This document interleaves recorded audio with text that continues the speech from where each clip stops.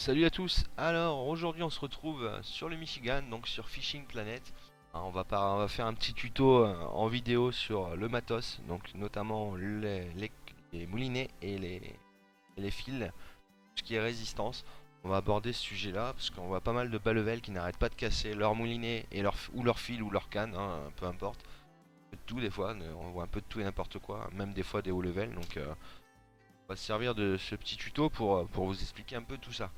On peut voir un joli titre sur la vidéo qui se trouve là ici en haut. Donc petit clin d'œil à Robin qui m'a gracieusement offert un joli pack Saint-Patrick. Donc voilà, j'ai une jolie canne toute verte maintenant. Tant que je la voulais, ben voilà, elle est là. Merci à toi Robin, c'est super sympa. Allez, on rentre dans le vif du sujet. Donc on va parler résistance, on va parler moulinet, on va parler fil, on va parler tout ça. Donc on va expliquer un peu les méthodes pour ne pas casser. Alors déjà, première étape, ne serrez jamais votre frein à fond. Ça, c'est la chose principale. Jamais serrer son frein à fond. À part quelques cas particuliers. Mais voilà. On n'est plus sous la précédente mise à jour avant le mois de mars où vous pouvez voir peut-être des vidéos sur YouTube, etc. Ou des gens qui pêchent le frein 6. hein. Je pense à une autre personne, notamment frein 6, frein 6, frein 6. Ça n'existe plus. Ainsi, on casse soit le moulinet si le fil est supérieur en résistance par rapport au moulinet, on casse la ligne si la ligne est inférieure en résistance du moulinet. Donc ne jamais pêcher le frein à fond. Ensuite, on va parler d'un petit truc, un petit détail, que des fois on fait pas forcément attention. Le frein, voilà, vous avez frein avant et sur d'autres moulinets vous avez frein arrière. Alors la différence c'est que les freins arrière vont lancer plus loin que les freins avant. Donc quand vous devez grappiller quelques mètres, partez sur un frein arrière. Et sinon, après, on peut rester sur des freins arrière. Mais il y a certains réglages qui vont nécessiter, pour être opti vraiment à 100%, d'utiliser un moulinet avec un frein avant. Donc on va en revenir après. On va partir sur cette canne là, donc c'est la Brutus 360, c'est juste le nom qui change, ainsi que le moulinet par rapport au pack DLC. Donc Brutus 360, moulinet double punch 6500, celui-ci qu'on voit là ici.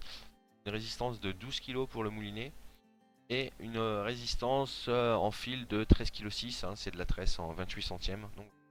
Donc pour ce qu'on veut savoir exactement, c'est combien représente un cran de serrage. Pour pouvoir voir jusqu'à combien de crans de serrage on peut mettre quand on est en train de pêcher. Donc très simple, 12 kg. Donc ça c'est la puissance du frein maximum. Donc ça c'est quand on a 12 crans. Ce qu'on va faire, c'est qu'on va faire 12 kg divisé par 12 parce qu'il y a 12 crans de serrage sur ce moulinet. 12 divisé par 12, c'est très simple, ça fait 1. Là, il n'y a pas besoin d'être fort en maths ou quoi que ce soit, il n'y a même pas besoin de calculatrice. Voilà. Donc un cran de serrage est égal à 1 kg. 2 crans de serrage 2 kg, 3 crans de serrage 3 kg. Voilà, pour ce moulinet là. Donc là, pour le coup, sur cette canne là, je pêcherai en frein 11. Comme ça, j'aurai 11 kg de résistance. Et mon fil est de 13,6 kg, donc je ne risque pas d'endommager le fil. Si jamais, je dis bien si jamais, parce que avec ce setup là, au Michigan, on s'est souvent explosé. Enfin, on tire souvent des poissons qu'on n'arrive pas à contrôler, qu'on n'arrive pas à maîtriser parce que le frein n'est pas assez puissant.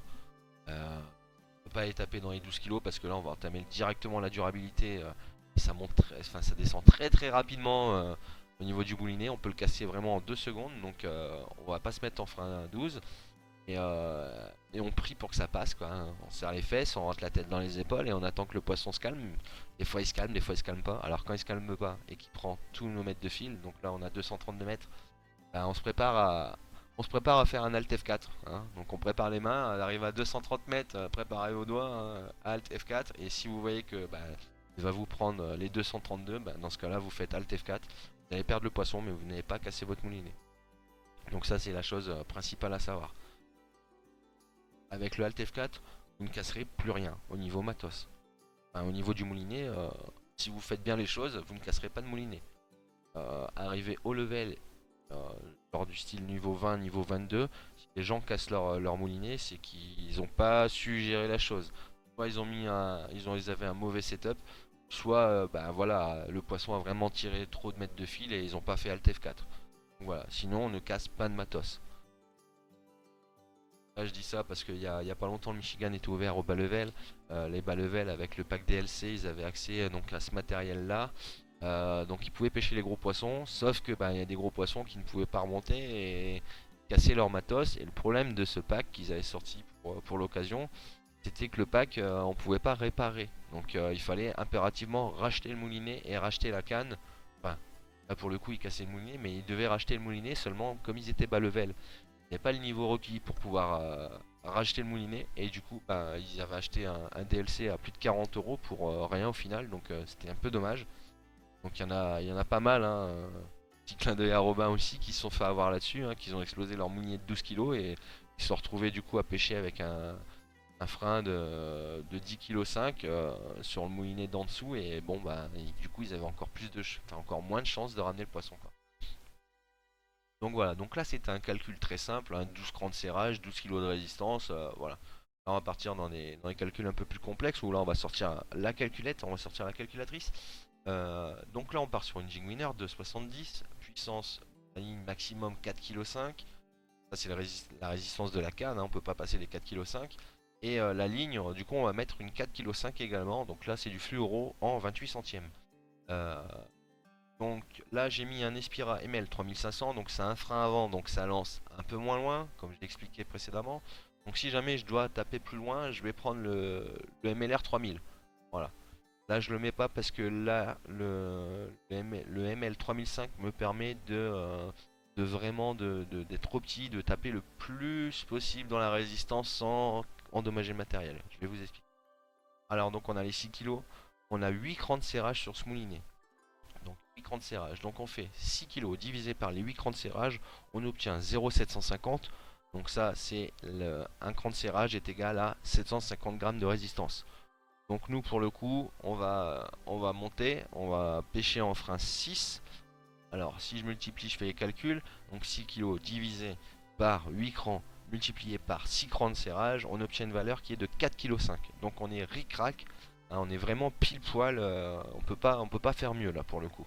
On a vraiment 4,5 kg de résistance dans la canne, on a 4,5 kg de résistance dans le fil, et on se retrouve avec un moulinet qui est réglé à 4,5 kg.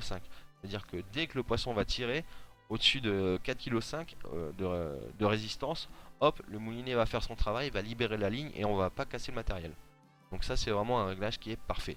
Alors le petit souci de ces réglages là, c'est quand on tape dans le rouge comme là, parce que là on va taper beaucoup dans le rouge au niveau de la canne et de la ligne, c'est on va entamer un peu plus la durabilité. Hein, on va entamer un peu plus la durabilité du matériel, mais on ne va pas casser.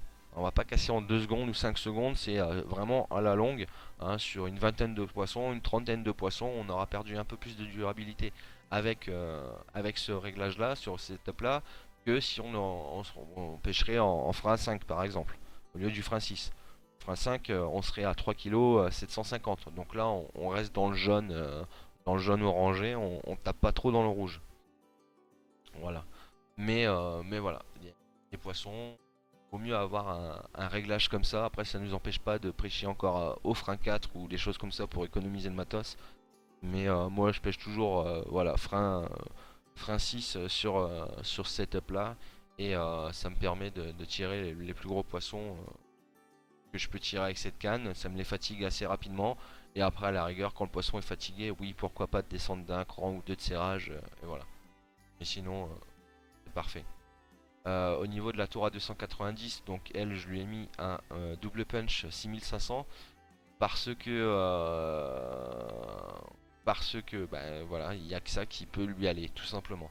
Hein, pour vraiment optimiser la chose, il n'y a que ça qui peut lui aller. Elle a une puissance de 9,5 kg maximum et le fil c'est du 9,7 kg. Donc là, avec réglage 9, on se retrouve à 9 kg de résistance. Concernant la Loki 270, là par contre c'est autre chose. Là je lui ai mis un double punch. Bon là c'est le DLC encore, hein, mais sinon c'est un double punch 5500. Pourquoi? Parce que 10,5 kg. Donc 10,5 kg. En faisant les calculs, etc. On va vous écourter la vidéo quand même, hein, on va pas non plus trop traîner. Si je me mets sur 11 crans, j'obtiens 9 kg 625 de résistance. Donc je suis juste un poil en dessous de la résistance de la ligne qui est de 9,7 kg. Et je ne suis pas et je ne dépasse pas le poids de la canne. Que sur la Tora, comme elle est à 9,5 kg, on dépasserait. on serait à 9,625 kg et du coup on va entamer la durabilité. Et là on va bien la sentir au niveau de la canne, donc c'est pas le but de casser le matos. Voilà, donc on a abordé à peu près tout ce que je voulais voir avec vous. Voilà, là j'ai un double punch 5500 pareil sur ma Phoenix 450. Donc ça c'est ma canne pour pêcher au vif, au bouchon, les petits poissons, hein, pas très gros, hein, on va dire. Voilà, une résistance de 6 kg. J'ai mis un fil de 5,5 kg et un double punch de 5500. Comme ça je peux pêcher en frein 6 qui me représente 5,250 kg. Donc je me rapproche assez fortement de la résistance de la ligne. Donc voilà, c'est vraiment un réglage qui est parfait, qui est optique. Et voilà. Je m'étais à la base, j'avais acheté ce moulinet là pour cette canne. Et en fin de compte, comme c'est un frein avant, bah, ça lance moins loin et souvent en bouchon, bah, on est obligé d'aller grappiller quelques mètres, notamment pour l'Achigan, l'Achigan l'Achigan à grande bouche qui se trouve en Floride, l'unique, où il faut aller chercher le plus loin possible. Le brochet maillet qui se trouve aussi lac de New York, où il faut chercher le plus loin possible. Et du coup, ben, on obtient un bon réglage, on arrive à pêcher à 55-56 mètres. Donc si je mets un frein avant, par contre je vais lancer à 48 mètres ou quelque chose comme ça. Donc ça sera vraiment pas assez pour ces poissons-là. Donc voilà, donc un double punch 5500 là ici. Donc voilà, on a abordé tout ce que je voulais avec vous dans cette vidéo. Maintenant, bah, on est au Michigan, on va se mettre sur le spot à truite. Là, je vais vous montrer qu'il n'y a pas de souci, que ça pêche très très bien comme ça et qu'on n'abîme pas le matos. Maintenant, il n'y a plus qu'à prier entre guillemets pour que le poisson dédaigne mordre. Ça devrait être pas trop être un souci. Donc là, je suis à 2, 4, 5 crans, donc je vais monter d'un cran comme on a dit. Là, je passe à 6 crans de serrage sur le moulinet.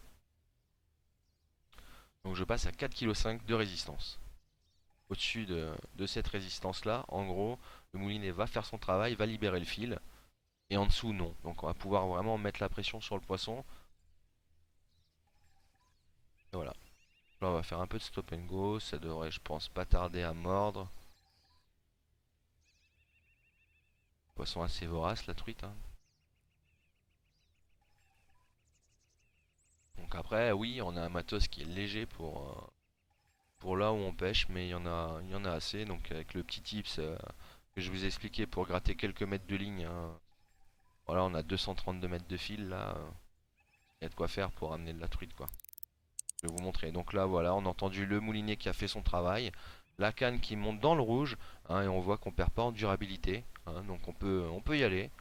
Là, je mouline, je mouline, je mouline. Ça m'évite d'être sur ce réglage-là. Et voilà, que le poisson arrive à prendre plus de mètres.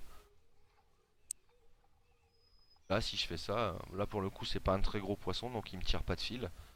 Et voilà. Après, si je veux économiser un peu le matos, voilà, je peux descendre d'un cran, voire même deux, hein. Et là, on travaille un peu plus. Mais voilà, au moins on a un réglage qui nous permet de tirer bah, les plus gros poissons. Voilà. Là, ça va être une truite brune. On va faire dans les 2 kilos, quelque chose comme ça. Ou un peu plus. Un trophée. Bon, vous voyez, avec ce réglage-là, on lui a mis la pression dès le départ. Et on n'a pas eu de souci à remonter ce poisson, quoi. Voilà, bon, j'espère que cette vidéo vous aura été utile. Et vous ne casserez plus de matos, hein, notamment les bas level, hein, surtout. Et voilà. À bientôt, à plus tard. Et on se retrouve prochaine vidéo. On verra ce qu'on peut faire. Si on peut dévoiler deux trois astuces. On verra ce qu'on peut faire. Allez, ciao tout le monde. À la prochaine.